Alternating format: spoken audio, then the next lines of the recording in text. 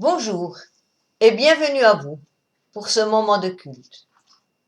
Nous voici au troisième dimanche de l'Avent. L'Avent, un temps où les chrétiens attendent ce qui va arriver, la naissance de Jésus, le libérateur. Un temps d'espérance. Je vous invite à nous placer sous le regard de Dieu. Prions.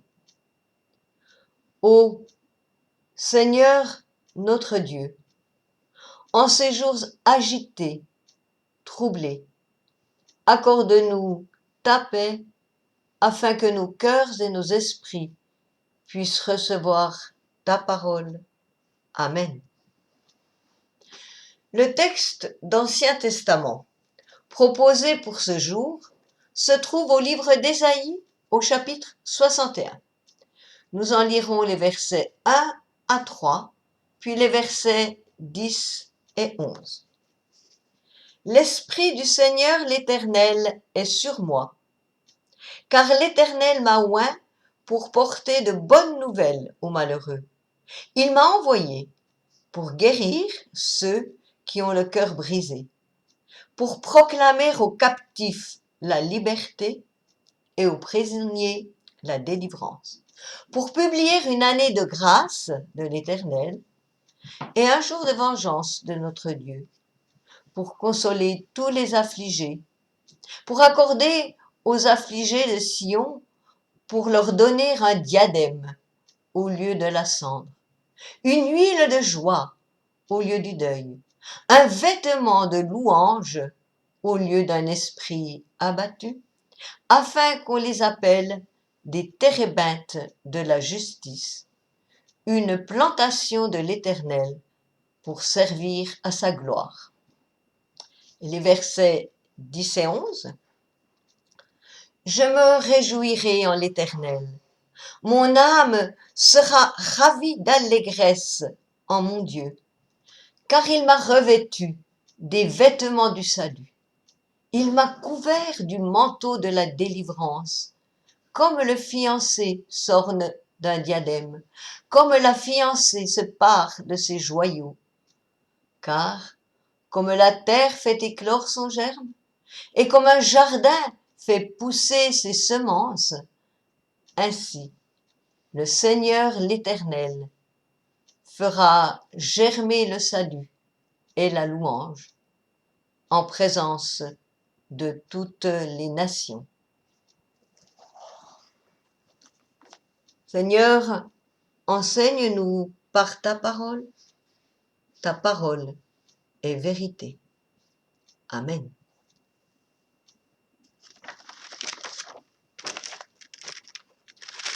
On ne sait en fait pas grand-chose de l'auteur de ce texte. On l'appelle le second Ésaïe, parce qu'il a complété le livre d'Ésaïe en y ajoutant les chapitres 56 à 66. Lui-même se désigne par la voix qui crie. Et il faut bien dire que cette voix garde toute sa puissance et sa force libératrice. C'est peut-être là ce qui m'a interpellée et a fait que j'ai envie de le partager avec vous aujourd'hui. Car enfin, en ce mois de décembre 2020, quand nous nous penchons sur l'actualité, il faut bien reconnaître que les bonnes nouvelles sont rares. Bruit de guerre, manifestations violentes, pandémie qui répand la peur et fragilise les plus démunis, soupçons concernant les vaccins, désastre économique, environnemental, rien ne va. Il est donc particulièrement appréciable d'entendre enfin de bonnes nouvelles. Et la voix du prophète est si convaincante qu'elle peut rendre l'espérance au peuple auquel il s'adresse. Ce peuple juif a certes été bien malmené.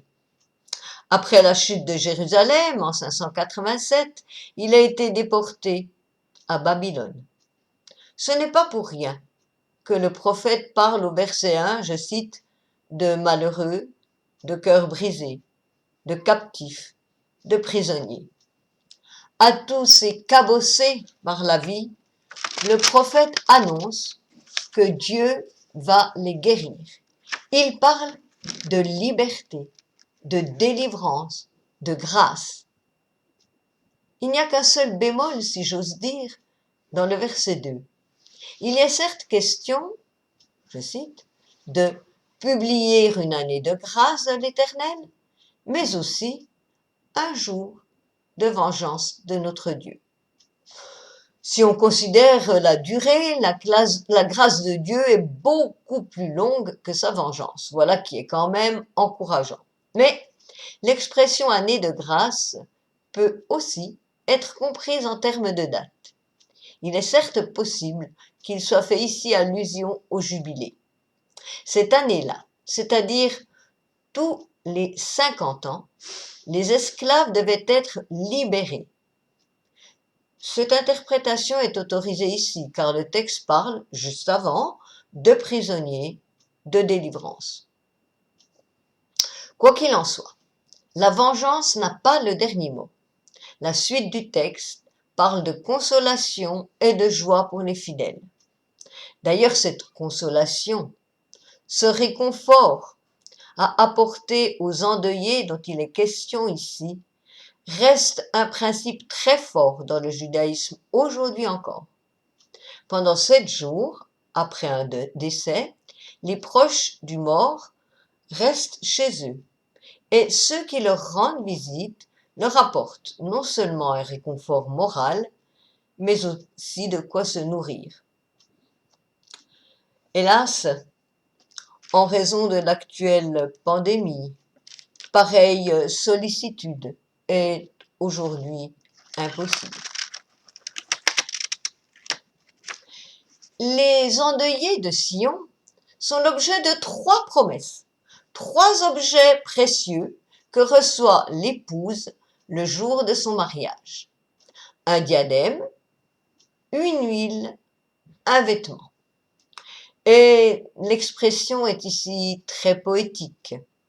Huile et parure ne sont pas décrites, mais de façon très suggestive, associées à la joie, à la louange.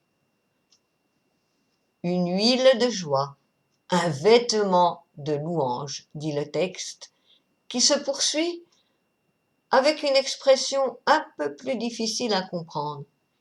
Il est question de térébinthe de la justice. Le térébinthe est un arbre dont on tire une huile essentielle qui apporte la guérison. On peut comprendre que l'Éternel purifie ses fidèles de toutes leurs fautes pour que sa gloire se manifeste en eux. En effet, le prophète parle ensuite d'une plantation de l'Éternel pour servir à sa gloire.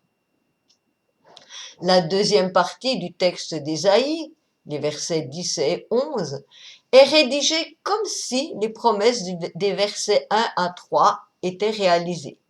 Et on y retrouve le même type d'expression poétique, vêtements du salut, manteau de la délivrance. Et elles sont associées à une série de 3 comparaisons évoquant, là encore, les parures du fiancé et de la fiancée, mais aussi le processus de la germination. Je ne résiste pas au plaisir de vous relire le verset 11. Comme la terre fait éclore son germe, et comme un jardin fait pousser ses semences, ainsi le Seigneur l'Éternel fera germer le salut et la louange en présence de toutes les nations. Voilà donc un message rempli d'espérance, un message destiné à redresser le dos de tous les affligés. Il n'est donc pas étonnant que Jésus lui-même ait choisi ces versets pour sa prédication à Nazareth. L'épisode est rapporté dans l'évangile de Luc. Je lis au chapitre 4, les versets 16 et 17, donc évangile de Luc, chapitre 4, versets 16 et 17. Et c'est de Jésus qu'il s'agit, il se rendit à Nazareth, où il avait été élevé, et selon sa coutume, il entra dans la synagogue le jour du sabbat. Il se leva pour faire la lecture, et on lui remit le livre du prophète Ésaïe. L'ayant déroulé, il trouva l'endroit où il était écrit « L'Esprit du Seigneur est sur moi, parce qu'il m'a oint pour annoncer une bonne nouvelle aux pauvres.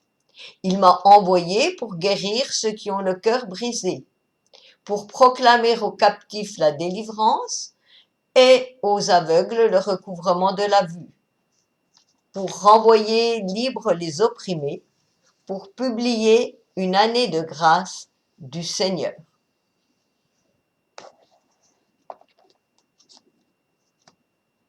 Et il est ajouté ensuite, « Aujourd'hui, cette parole de l'Éternel que vous venez d'entendre est accomplie. » Ce sont les paroles de Jésus. Et voilà qui donne bien le sens de son ministère. Jésus est venu pour les faibles, les pauvres, les opprimés, et n'a cessé de le montrer. Pourtant, vous l'aurez peut-être repéré, lorsqu'il cite le livre d'Ésaïe, Jésus s'arrête au début du verset 2. Et s'il parle bien, comme Ésaïe, d'une année de grâce du Seigneur, il ne parle pas du jour de vengeance de Dieu. Comme le souligne le pasteur Antoine Nuis dans ses commentaires, pour Jésus, il ne reste que la grâce. L'ensemble de l'œuvre de Jésus peut être relu à partir de l'annonce de la libération et de la grâce. C'est là tout le sens de son ministère. Comment un tel message pourrait-il nous laisser indifférents aujourd'hui? N'est-ce pas à nous que revient le rôle de faire germer les semences mises par Dieu lui-même dans nos cœurs? Je vous propose de nous unir à présent dans la prière d'intercession.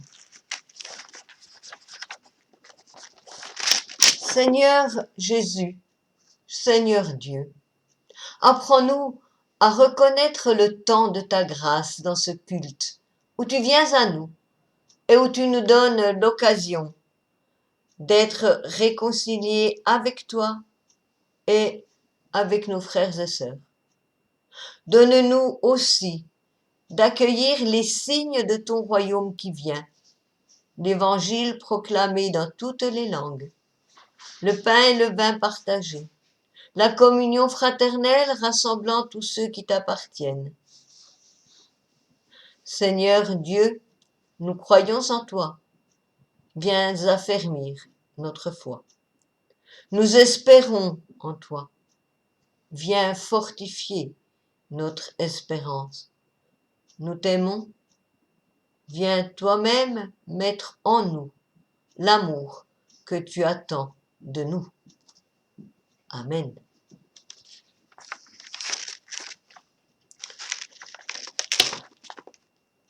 Que Dieu notre Père, par son Esprit, vous accompagne et vous conduise aujourd'hui, demain, à jamais.